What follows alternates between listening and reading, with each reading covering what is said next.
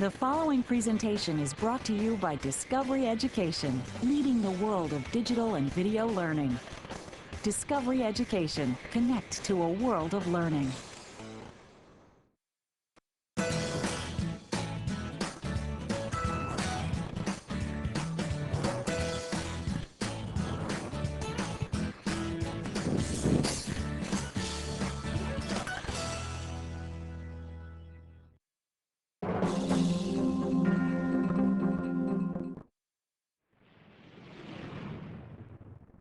From the WJLA Broadcast Center, this is ABC 7 News at 6.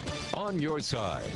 I'm Leon Harris, sitting in this evening for Gordon Peterson, who is in Vatican City tonight. And I'm Maureen Bunyan. Thanks for joining us tonight. I know that after many, many years of writing stories and working with people who write stories, words have power. I've never seen anything that remotely approaches this. Words influence people's picture of the world. But there is growing anxiety about Friday's funeral. And also their opinions about other people and about things that are happening in the world. That's why we in the news business have to be very careful about what kind of words we use. In Afghanistan, 16 people are dead after a U.S. military helicopter crash. Pictures affect our emotions. Words affect our thinking. And that's why words and language are so very powerful and so very important, even in a world in which we are deluged by pictures.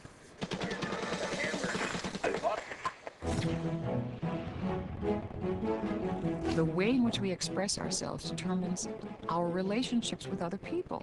So, language is the basis for our human relationship. I have a great respect for language and the ability to communicate.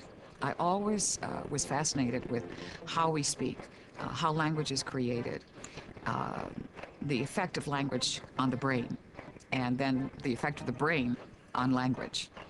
And I also was very interested in contemporary affairs and current events when I was in high school and college. And I also did a lot of public speaking. So the three areas sort of coalesced in a news career, television news career, because those three areas are really the specialties that people in television news need to have. They need to be interested in current affairs and current events. They need to be curious about the world. They need to be able to write, to speak succinctly, and to understand that the impact of their words is important. And they also need to know how to use language properly. And of course, in our business, how to use the visual part of the business as well as the language part.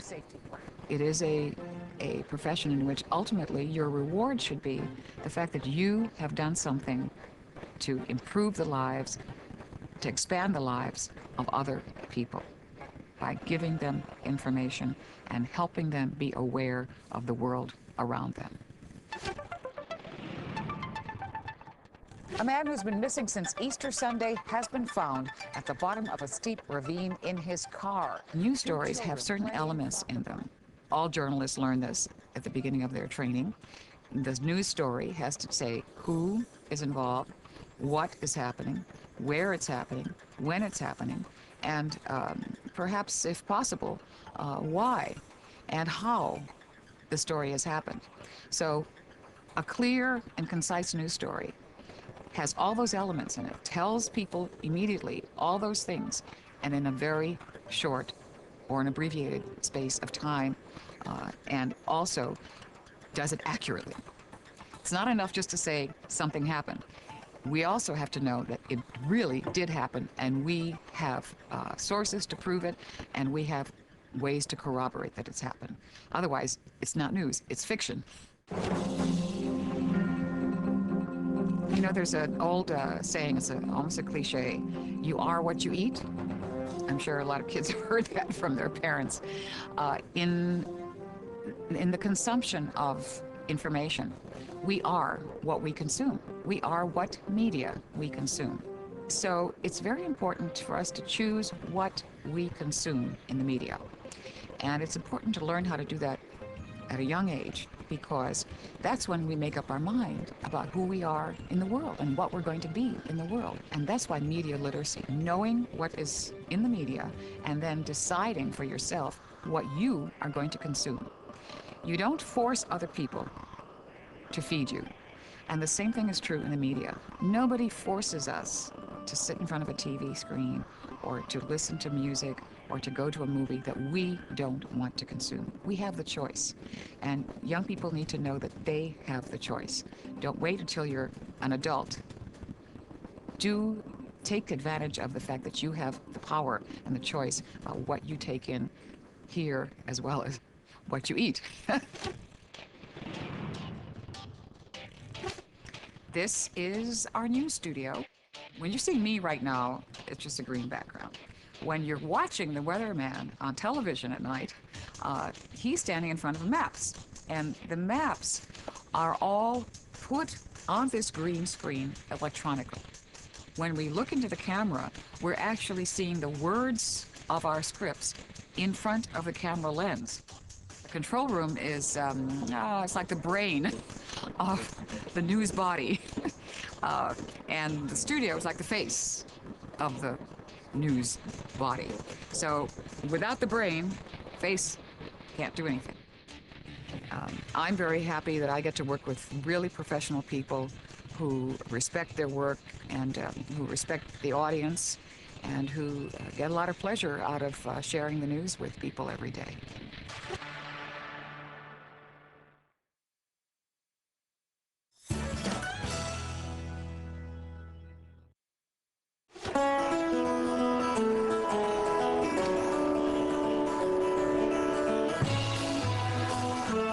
Playing music came fairly late in my life compared to a lot of people who start up in their teens in high school. They're like, oh, if I play guitar, I'll get the girls or something like that.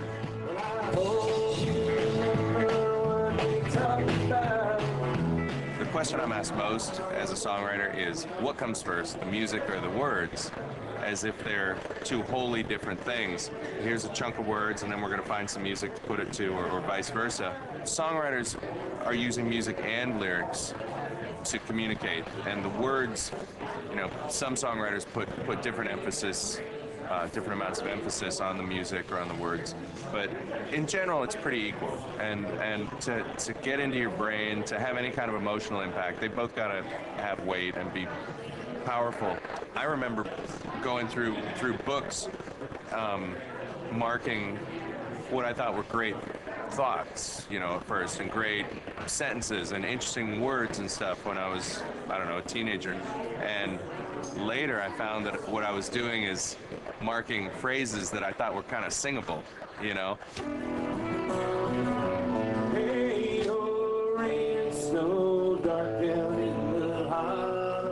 No songwriter wants to write a song that you're going to forget. One of the most useful tools is repetition. Is that me? Oh, okay. Tell me why, you know, why, tell me why. You know, that's such a hook.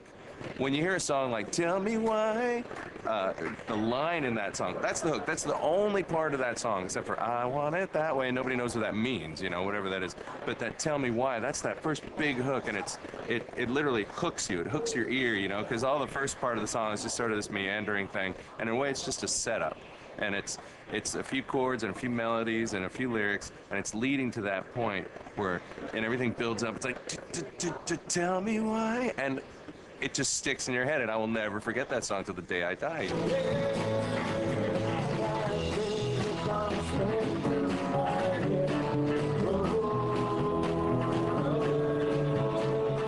On this very stage, a friend of ours, Amy Rigby, who's a very good songwriter from, she lives in Nashville, and I came in the back door, and she was performing, and I had to leave that night before she was done. So I wrote a quick note on a matchbook here. I said, hey, Amy, I was here. I'm sorry I missed you. Wish I talked to you. Take it easy. I didn't hear from her for a couple weeks, so I sent her an email. I said, hey, did you get my matchbook message? So I thought, did you get my match? And so you have to say it to yourself a bit, and you have to find a rhythm for it. It's going to be a, well, did you get my matchbook message? And it just doesn't work. And so what ended up coming out was...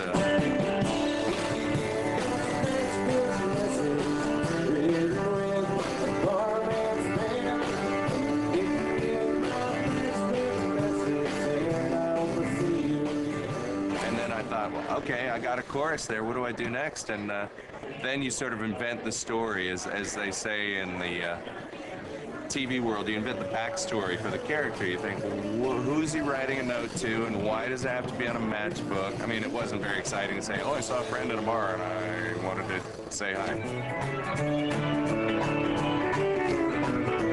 When you leave, don't turn around, just close the door. You have to have the vocabulary. You always should be looking for the right words. That's why it's good to go back. It's not a mistake to revise or re-examine a tune to improve it. It's art for art's sake tonight, folks. You always want to find a better phrase and a better rhyme, or just a better internal rhythm. The way they say in poetry, every line has to have its own internal rhythm. Bob Dylan's famous for that. Sometimes it's done and it's perfect, and you know when it works, when the line just works, or when the chorus is perfect, or the whole song magically fits together without that much labor involved. But that's a rarity, and it's always good to get back to it. And you know when you have a good one, when it all fits together.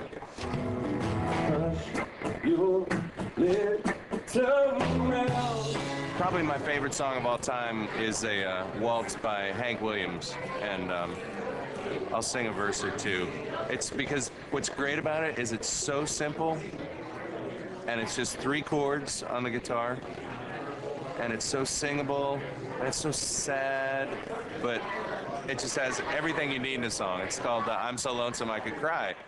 Hear that lonesome whippoorwill, sounds too blue to fly. Midnight train is winding low, I'm so lonesome I could cry. And he wrote it when he was about 25, you know, so I'm just thinking, oh, God, how did he do it? But for such a young kid with not a whole lot of education to understand that here was one more way to just tell you how much he's suffering without being maudlin about it. He's not saying, I'm sobbing and I'm on my knees. He just goes, the silence of a falling star lights up a purple sky. As I wonder where you are, I'm so lonesome I could cry. It's just perfect. I messed up a chord, so I'm not perfect, but Hank Williams is.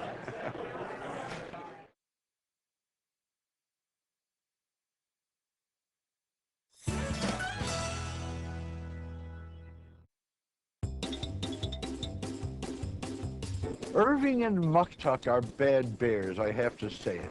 They have never eaten a person, only muffins. But they are bad bears, and not to be trusted. Oh, look, no, don't look. Look, don't look, no, oh, no, it is the bunny.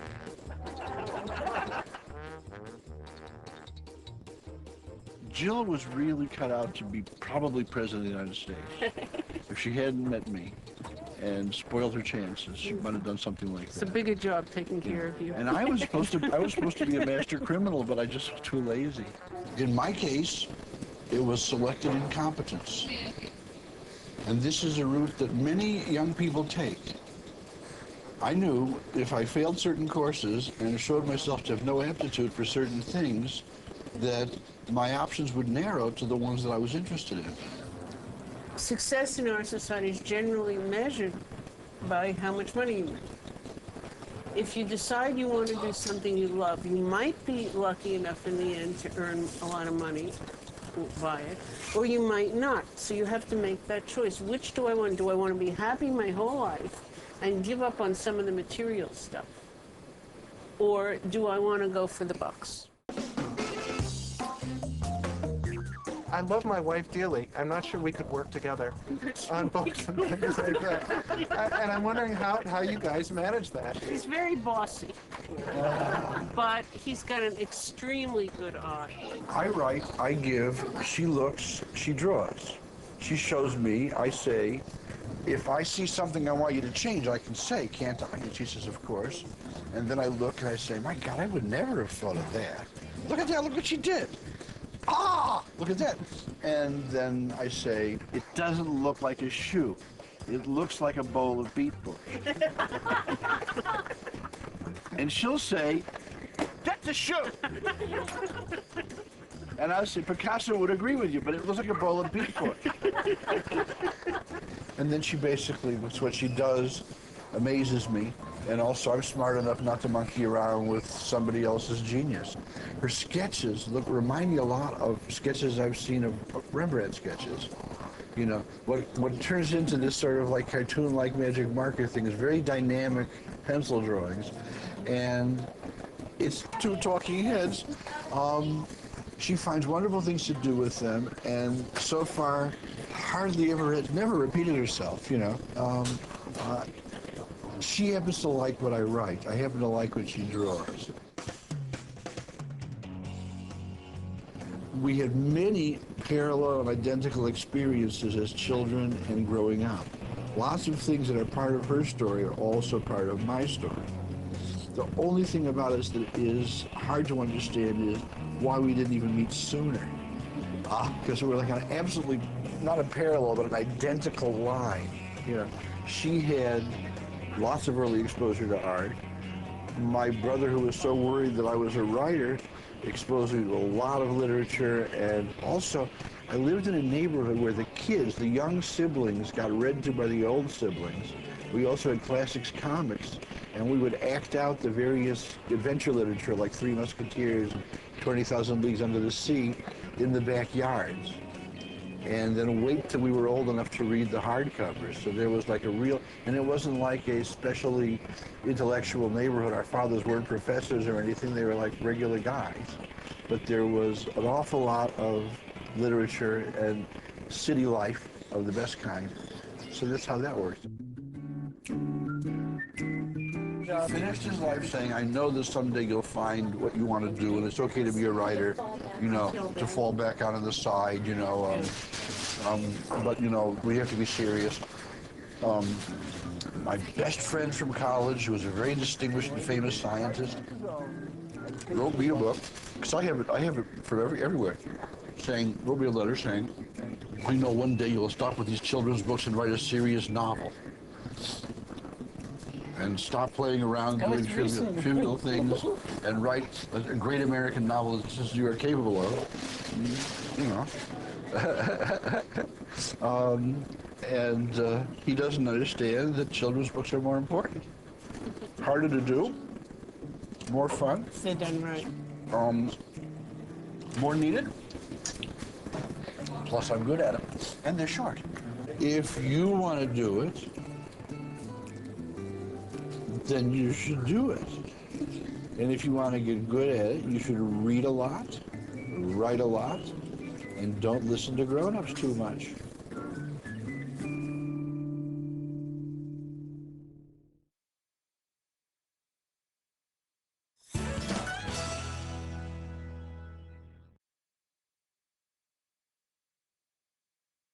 When I became a poet, when I decided to become a poet, there were no jobs out there for poets. There still are no jobs out there for poets. I mean, it wasn't going to be something that was going to pay me an incredible amount of money. I didn't think of that. I thought about the fact that I loved to write, and I was going to follow it as long as I could possibly do this without starving to death. I've written, I think, 7 volumes of poems, also short stories, novels, plays, and received the Pulitzer Prize in 1987 for a book called Thomas and Beulah. Writing is not a 9-to-5 job. It can hit you at any time. And the actual writing of say, a poem, it can take weeks, it can take months. I had a poem that took 2 years to write. But a lot of that time is spent staring into space. So you look like you're not doing anything. And to the world, it's hard to justify. Someone will say, oh, you're writing? Oh, I didn't know, I thought you were just sitting there. I was writing. I think that poetry is the most distilled, intense language possible. Therefore, poetry, to me, is one of the most, and it sounds kind of corny, exalted states of being human. because we can give utterance to our feelings. Now, what makes poetry matter to us on a daily basis is that it allows us to give expression to and to connect with all of the innermost thoughts and feelings that we have. So you can read a poem and realize that that person may have had a very similar emotional experience as you. It may have different parameters. I mean, it may take place in Russia, you know, but the feeling of lost love is the same in the world over, or the feeling of being alone and feeling that you have to do something about a particular historical moment, stepping up that moment of fear. And the conquering of fear could happen with a knight in battle, but it could also happen with Rosa Parks sitting down in her seat. Rosa, referring, of course, to Rosa Parks and that moment when she refused to give her seat up on the bus in Montgomery, Alabama. And this incident actually occurred, that they bent down to retrieve her purse. Rosa, how she sat there, the time right inside a place so wrong it was ready. That trim name with its dream of a bench to rest on, her sensible coat. Doing nothing was the doing, the clean flame of her gaze carved by a camera flash. How she stood up when they bent down to retrieve her purse, that courtesy. There are many poems which kind of circle in a certain way that event, which is a very quiet event, actually, that she simply sat and did not move off of that bus in Montgomery, Alabama. But to meditate on what it takes for one human being to decide to do something that seems so much larger than anything, you know, we other mere mortals could do. To ruminate on it, then, I think it's a way of exploring what exactly is larger than life and what exactly is actually smaller than the big historical moment, and perhaps can give us all some sense of what it means to make a difference on a grassroots level. It's important for me to combine the historical moment with that epiphanal quality of a lyric poem, because I think that those are the two main strands of human existence, let's say. We live in detail. We wake up, we feel the sheet against our cheek or not. We get up and we're stiff or not. You know, we eat breakfast, we taste it. These are all incredibly tiny but intense moments. They're epiphanal moments. They're lyrical moments, actually. But then we begin to string our life together, and there's a narrative to it and a purpose to the day. And then there are larger purposes, and history is one of the largest ones we get that we can wrap our mind around. I mean, there's also, you know, ecological, you know, tens of billions of years, but we can't really imagine it. But history, the idea that there was a war that expanded from these years, that there was World War II, and what that, you know, all of these things, these are large experiences, but they are also made out of moments. And each person in us, and there are many people in us, but each person in us can respond in a very personal way to those large moments. If we can remember that though each of us is one person and lives our lives in detail, that it all adds up to a larger historical context, then perhaps something can be done about this world.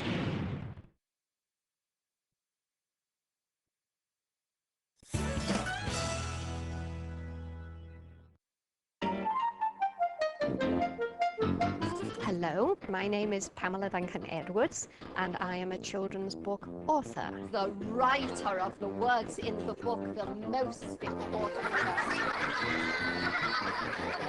My name's Henry Cole, and I'm a children's book illustrator. Mr. Cole, can you believe, said to me, well, whilst you're reading, do you think that I might draw an illustration? And I said, I don't think so. I don't think anybody wants to watch you scribbling away on a piece of paper when they could be listening to me, Mrs. Edwards.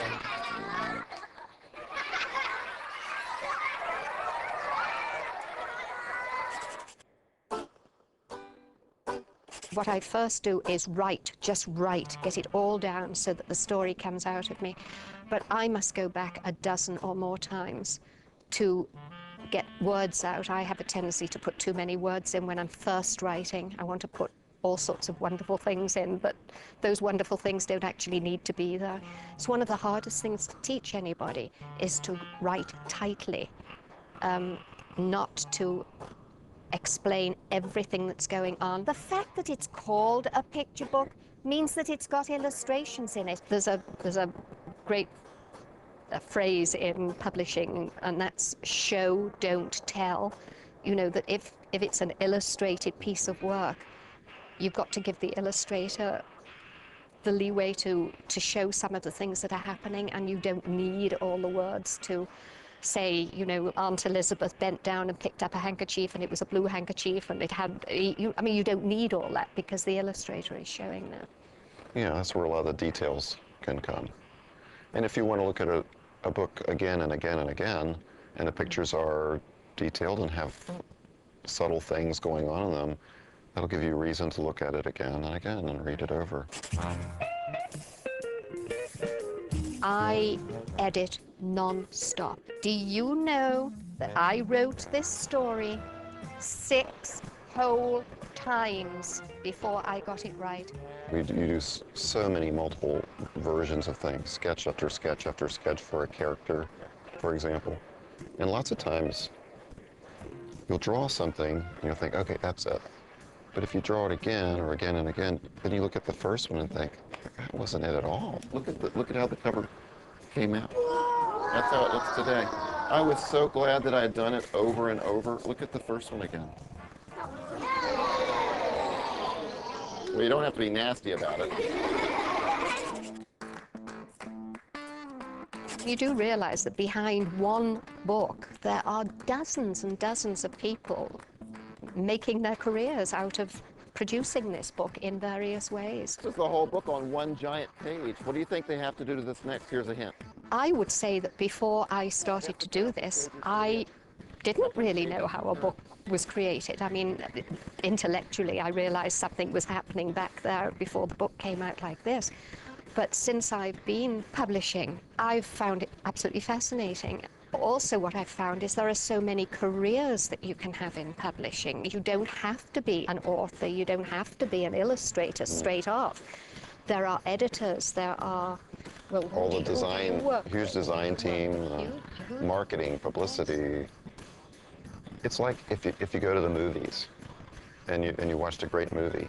Well, it's not the actor and the actress who put this movie together. They're the little final bits. And you look at all the credits of all the people who were involved, hundreds and hundreds of people. So there's a lot behind the scenes. Well, I'd say the first thing is do it if you love it. If you love to draw, if you love to write stories, then you're going to be happy doing that. And the second thing I'd say is practice all the time.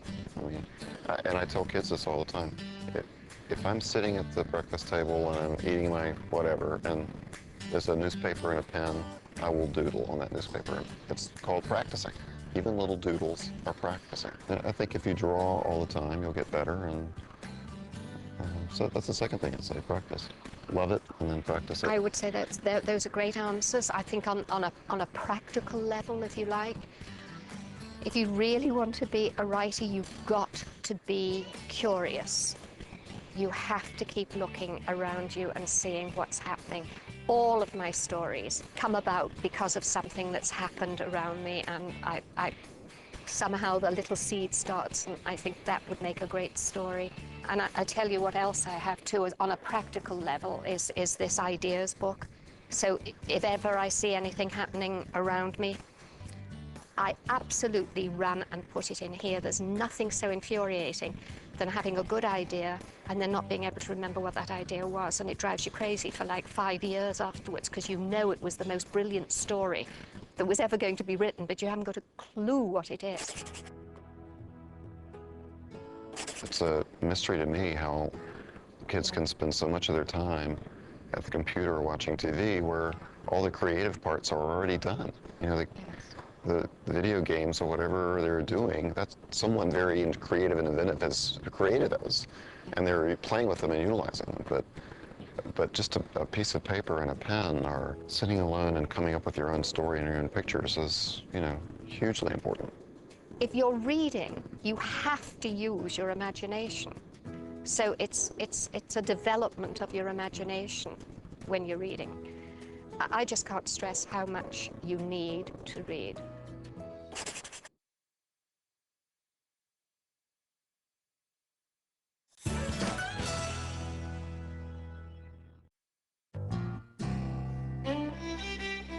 You throw on the hat and you're in, Bruce.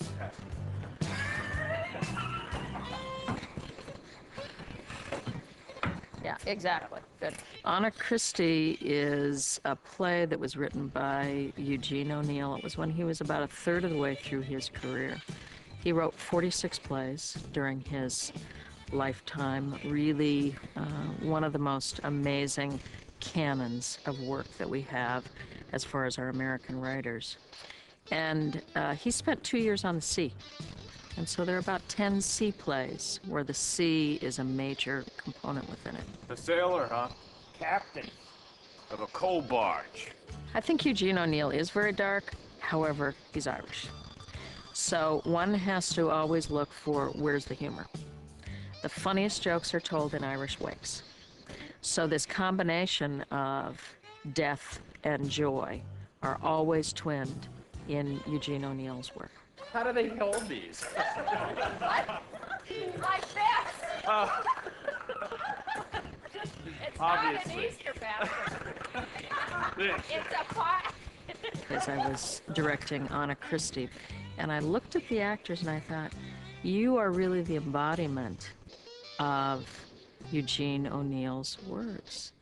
And the actors, that's their talent, is to be able to take the language and create character and conditions through the language of the play and tell the story through their bodies and through their talents and through what they're inspired by internally. Fred, I think that was the right time to turn around. It was just, oh well, here they come, as opposed to going to the door and looking or anything like that. I mean, I like that. I think it's actually very difficult to read a play when one is reading it alone. When I first moved into theater, it was really hard for me to read a play. I didn't understand it. I just didn't understand it. And yet I would push myself to read plays and push myself to read plays because I was so interested in it. But the truth is that plays only come alive when they're read loud. The difference between theater and film is it's a live art. It's living. It's very much in the moment. And I think young people love things that are in the moment. It's happening right now, as opposed to something like film, which is once it's filmed, it's done. A piece of theater, every single night it's different. Every single night it's new because of the relationship between the audience and the actor. You make the play every night. Maybe when you come in, you're at a distance apart. Or you go a distance apart for that initial thing. Just play with that. The director is there to guide, interpret, and really set all the guidelines from the beginning. So what is the idea that we are going for within this production? Whose point of view are we telling it from? Do you think you need to get up there, Chris, on that? No. I think it's stronger if you don't. I direct a lot through questioning, through asking the actor questions, through asking the character questions. And then other times really talking about the meat of who the character is, where the turning points are, how they inhabit the particular story that's being told, what their thought process might be. And then the actors then take that and interpret that along with the language and put it into the play. That's the time to do up. Bang on the counter. There's a collaboration between the writer and the director. There's a collaboration between the actors and the designers and the director and the writer and the stage manager. Everybody that's in the room really is interested in telling stories. That's what gets them. That's what triggers them. That's what excites them. So everyone has a part to play within that. The person who is designing the props, we have a props master here, tells part of the story through the props, through the time that the props were made. Like, for example, in Anna Christie, the play takes place in 1920. So when you're looking at props, like you're looking at maybe bar implements, they're going to be from that time period. They're not going to be from something that would have taken place in the year 2000, because then that's not telling the story. That's not telling the story of the time. The costume designer is going to dig down deep into the character with both the playwright and also with the director to find out what's the interpretation that we're going for here, and how can I help the actor get to that character through the clothes.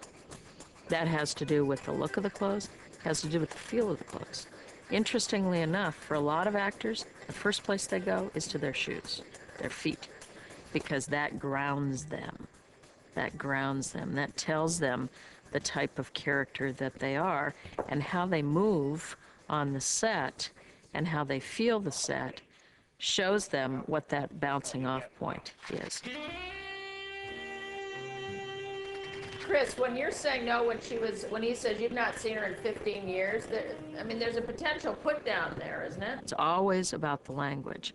That's why theater people often are very good in terms of speaking, because they love language, they love words, they love vocabulary. When you're in the middle of a rehearsal, we'll stop and go just on a particular word.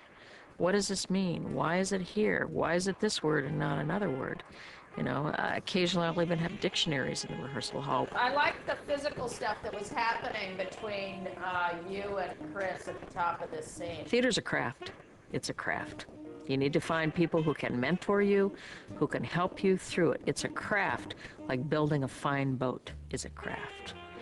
It's exactly the same story. And we pass down our experience to younger people in the belief that they will outshine us. That's what we want in the theater.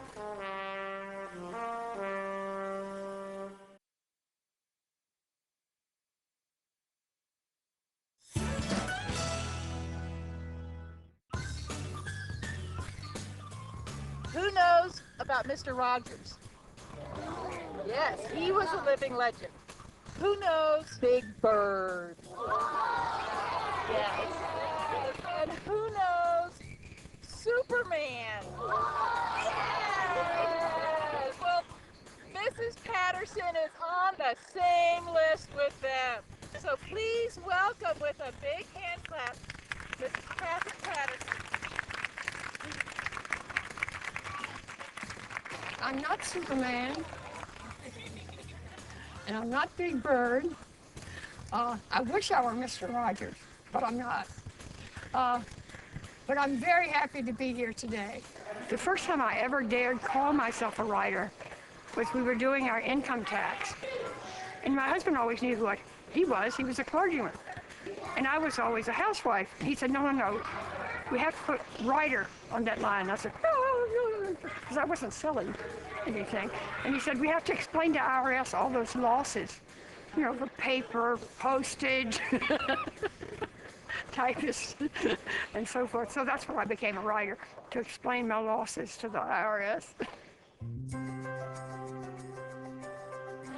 We are here to honor the memory of a student from this school from a little while ago. In fact, this student would probably be just about my age. So if you can imagine me as a second or third grader, that's about the age this child is. So she was just about your age, maybe a little old. Lisa, who is a friend, a daughter, a sister, will always be a part of the Tacoma Park community. We will never forget Lisa Hill, because we never forget our Tacoma Park students. How many of you have heard of or read the book Bridge to Terabithia? Raise your hand. Excellent. After Lisa's death, trying to make sense out of this totally senseless tragedy, I began to write the story. It became Bridge to Terabithia, and to all of our amazement, it won the Newbery Medal. On a bright August afternoon, the phone call came. I listened in disbelief and horror, and then quickly bypassed David reading in the living room to search out his father. Lisa was dead, killed by lightning on a summer afternoon. Somehow I told David and held him while he cried, knowing in my heart that those tears would be only the first stirrings of a pain that would shake his whole young being. How many people in their whole lifetimes have a friend who is to them what Lisa was to David? How to imagine how you lost a best friend who was real, who you were in touch with, and how it felt to just, you lose it, especially at a small age. You never know how much you would have known that person. I always thought I was going to have a happy ending, but then when I got to the end, I started crying. It was so sad, and I never expected that it was going to be so sad. I thought they were going to, or she was going to at least like move away, but not die. Some authors, they don't really put in much emotion, even when it's supposed to be a really emotional part, but she manages to get an emotion in the book. I actually almost cried. Usually, if you have friends, they'll last. You'll stay in touch with them, especially your best friends. So it was really sad, especially when she died. I like to see her because I thought it was pretty amazing that she lived in Tacoma Park. And then when I heard about what happened to Lisa Hill, I immediately found out that that was what she wrote. Recently, I got the most unbelievable letter from a young soldier in Afghanistan. And he said someone was passing around. They were in some remote place where they're being shot at all the time. And he said somebody had a copy of, just a dog-eared copy of Bridge to Terabithia. And he said, every time I had a moment of quiet, I started reading this beautiful book. And he said, I can't tell you how it got me through this terrible time. And so he was recently given 15 days leave. So he went home and went to the bookstore and bought every copy of my books he could find, took them back to Afghanistan. Now he's passing them around in the same awful place, and he's made friends with a young Afghani boy who's trying to learn English, so he's passing them off to him. You know, it was just so moving to me. So the book was sort of an attempt to make sense out of a tragedy that made no sense. Because a story has to make sense. It has a beginning, a middle, and an end, and when you get to the end, you've gone from chaos to order. You know, it's not intellectual sense, but there is an emotional sense out of a story. Revision is the only time in life where you can turn spilt milk into ice cream. And that's the way I feel. It's junk until you get to rewrite it. I think reading is the way you learn how the language works, how story works, and you just sort of absorb it through your pores if you read enough. You know, some people go through their whole lives and they don't know what it is they ought to be doing. And I found out by the time I was 41 that that's what I ought to be doing. And I've had a wonderful time doing it ever since.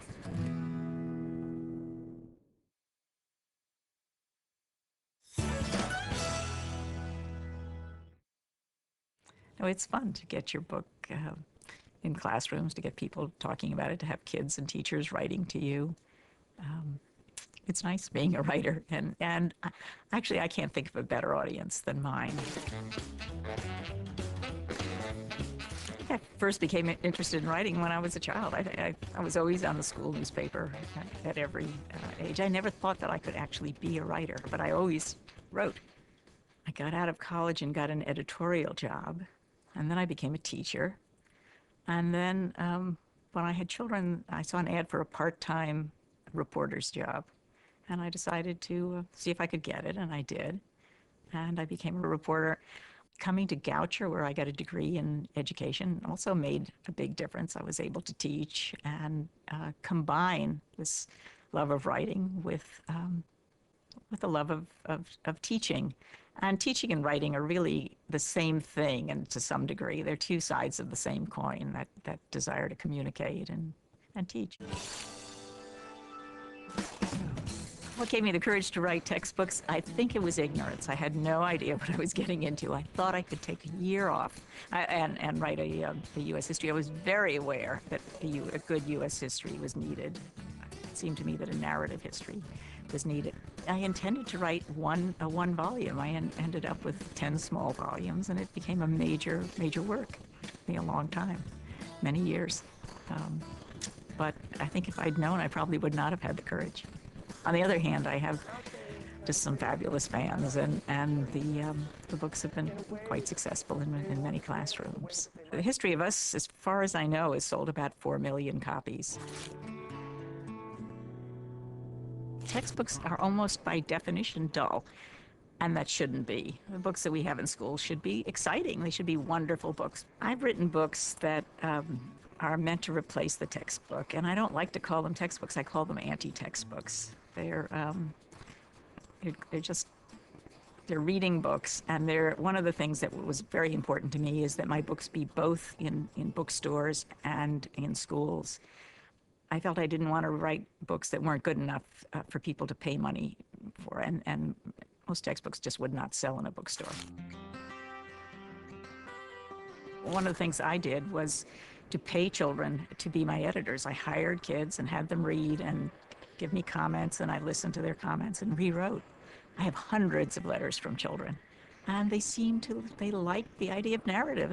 And we all like stories, and so I look for the stories in history, the true stories.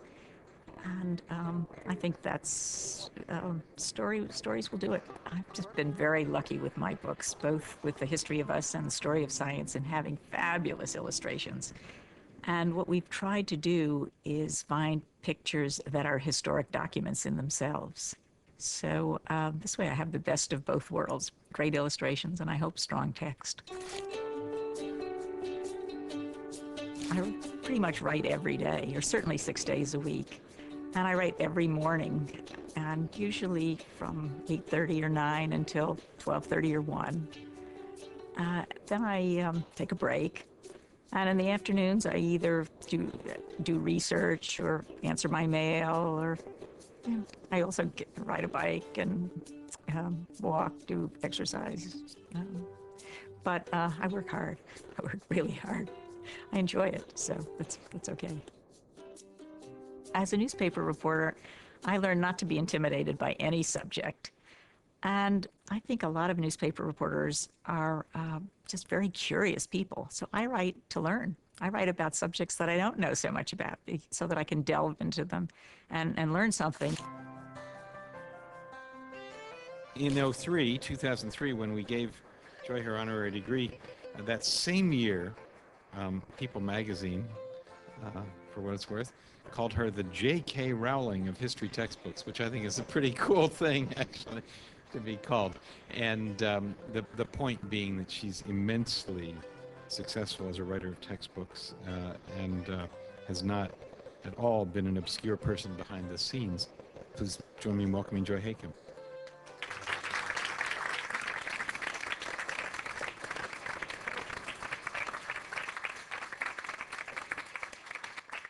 Thanks, Sandy. Being a full-time writer who can live on writing is fun. It's nice. I feel very fortunate to be able to do that. How do you achieve that tone, that right balance for reaching someone that age and in a way that they can really get into it but not feel like they're being talked down to? Whatever writing you do, I think you need to be very conscious of who your reader is. In my Civil War book, there's a scene where Grant is in on a ship in the James River. And he sends a wire to Abraham Lincoln asking him to spend the weekend with him. And the manuscript came back from a 10-year-old who said, why would he send him a piece of wire?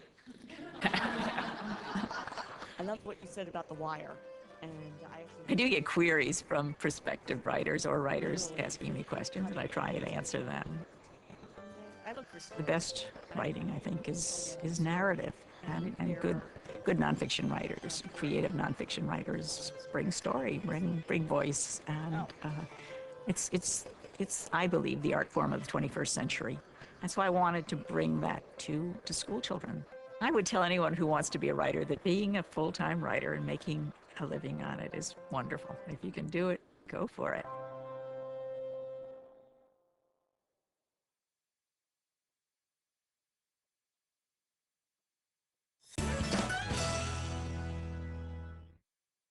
It always feels good to make people laugh. I write a humor column, and I really try for it to be funny. Usually the first person I ask how good is it is my wife, and she informs me that I'm a complete hack and that I have to start again. And I do. I grew up wanting to be a doctor. I was always going to be a doctor. When I got to college, I realized that medicine wasn't where it was at, and that what I wanted to do was the thing that I was passionate about. And what I was passionate about was writing and being funny. And you know, I didn't have that many choices. Once I knew that I wanted to be in communication, I'm too ugly for TV. I've got a voice that sounds like a guy with a harmonica trapped in his nose. All there was left was writing, and writing for newspapers. Nobody sees you, nobody hears you. So I went to a sequence of papers, each getting marginally better than the one before. So when I got to the Washington Post, we didn't have a humor columnist, and I thought, I can do that. So that's how that happened. I'm in love with Washington. I fell in love with it only after I moved right down into the city. Capitol Hill is a source of a lot of what I write because it's a source of a lot of interesting people and a lot of problems of urban life. I had one column, you know, about the rat that we found in our house. You can be very funny about something like that. I've been drawing since I was a little kid, since my mom used to bring me home books of pictures of birds and dinosaurs and all these things, and I would just trace them and draw them. And in 11th grade, Mr. Gene Weingarten came to my high school to speak on the issue of humor, and I sheepishly walked up to him afterwards and handed him a comic strip that I had recently done since I just became editor, the art editor of the school paper, and he said, I can't look at it now, but I'll get back to you, and he did, and now we're history. I tend to be seditious. You know, I take some chances. I will, the Post is forever, the editors there are wringing their hands and, you know, over whether I can, you know, make a poop joke or something. And I just keep telling them that if they want younger readers, they have to, you know, push the envelope a little bit. And they let me do it. Well, I have a column every week. So we're either on the phone or emailing back and forth every week. And usually it's Eric telling me that he hasn't the faintest idea of how to illustrate this column, and this will be the first column that will have no illustration because he is devoid of ideas. And then I will tell him to think about it some more. And as deadline approaches, he gets much more fertile in his thinking. No, he constantly berates me, and that's kind of the power dynamic of our relationship. He never lets on that I'm a staggering genius. The best I'll do usually is just, you know, tell him that it's not bad, and maybe he can do better the next time. Yeah. And this is when he's produced something stunning. You know, there is a proposal to rename 16th Street in the district Ronald Reagan Boulevard. You know, we've already named the airport Ronald Reagan Airport, and I stand pretty much in favor of that.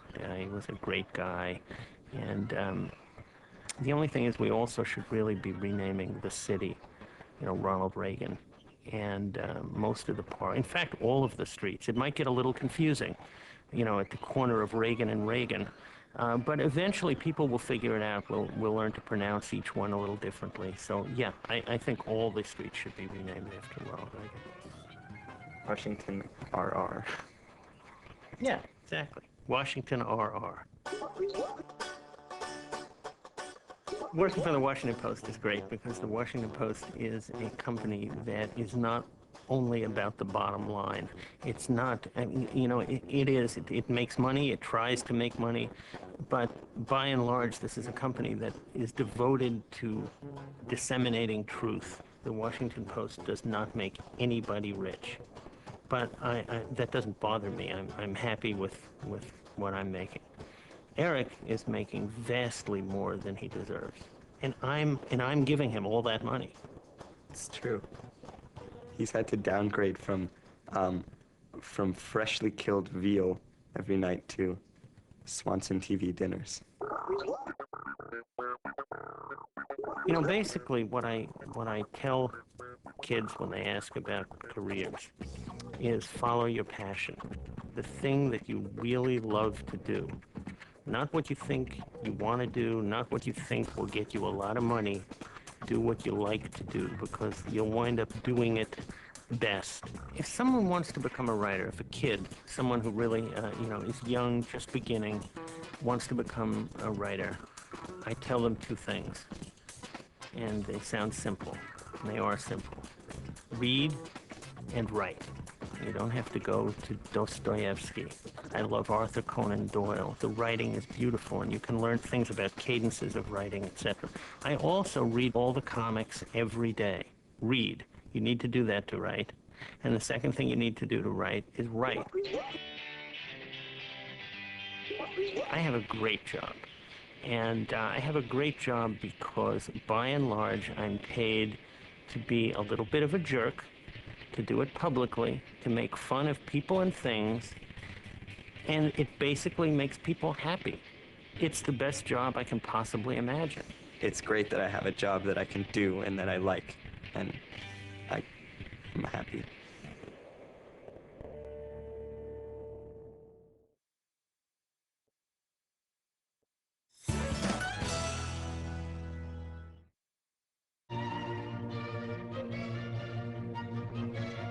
I'm Sylvia Nasser. I'm a former reporter at the New York Times, and I teach at the Columbia Journalism School. I heard a rumor that this mathematician, this crazy mathematician who had been hanging around Princeton for many years, might be on the short list for a Nobel Prize. And I was curious, and I asked who he was, and it turned out to be the Nash of the Nash equilibrium, which is a theorem that you learn roughly in your first week of graduate school.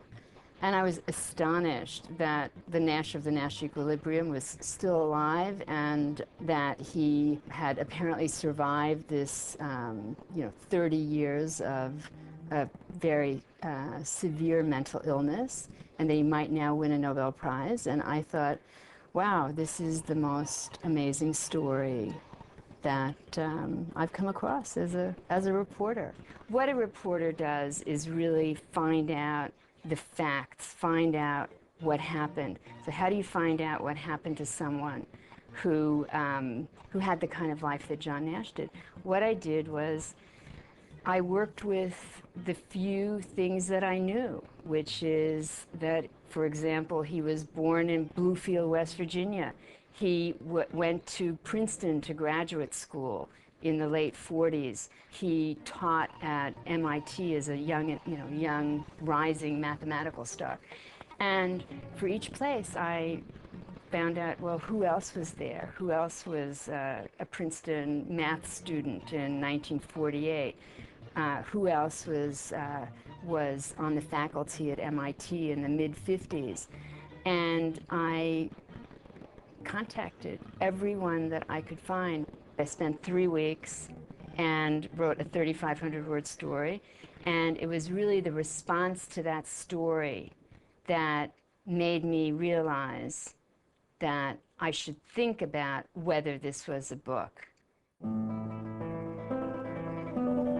I think I did 1,000 interviews to reconstruct, you know, the life. And the biography is written in a series of scenes, basically, telling the story of how John Nash became this mathematical star when he was, you know, in his 20s, and how he got sick at age 30 and fell about as far as a human being can fall, and lived a life really of a living ghost for 30 years, sheltered by his wife Alicia, almost the only, and a handful of mathematicians who kept in touch with him, and therefore kept alive, basically, and then emerged, came back, and got his life back.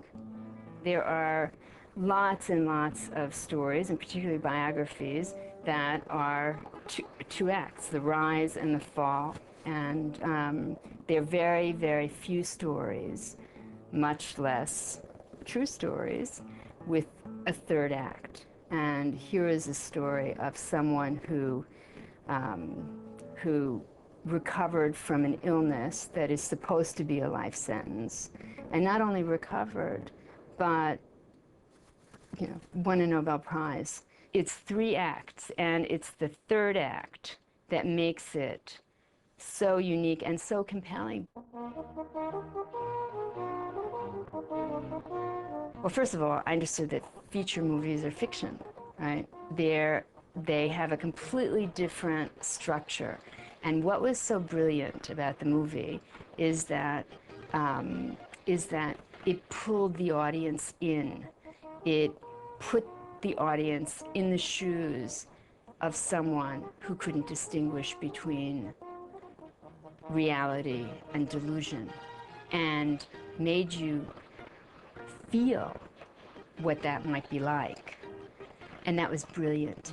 And that's what movies can do, and that's what art can do, in a way that that linear storytelling and linear biography, in a way, can't. They do different things. This movie made people want to read about John Nash. It made people want to find out more about game theory, and that's a wonderful thing, and it's quite rare. Nash's life was a window onto American intellectual history. It was a window onto the Cold War, the world of mathematics, science history, schizophrenia, lots and lots of things. And that's what made it so compelling to work on, because I was always, you know, learning about these whole new worlds that I didn't know anything about, and yet were very fascinating. One of the basic, you know, jobs of journalists to explain things that are technical and complicated, and make them accessible, and yet still make it right. The joy, and by the way, of being a journalist, that you're always learning something new. In a way, reading is even more basic, because I see that in my students, that they've often had quite extensive experience writing, but they haven't read anything, and they're not in the habit of reading. I think if you want to be a writer, you have to be a reader, a really voracious reader. I read a tremendous number of novels, especially 19th century novels, and Because I went to high school in Turkey, I also read a lot of Greek mythology and a lot of Shakespeare. And I think that's why it was so obvious to me that this was a really universal drama. I knew that, this was a story that, that had to be told.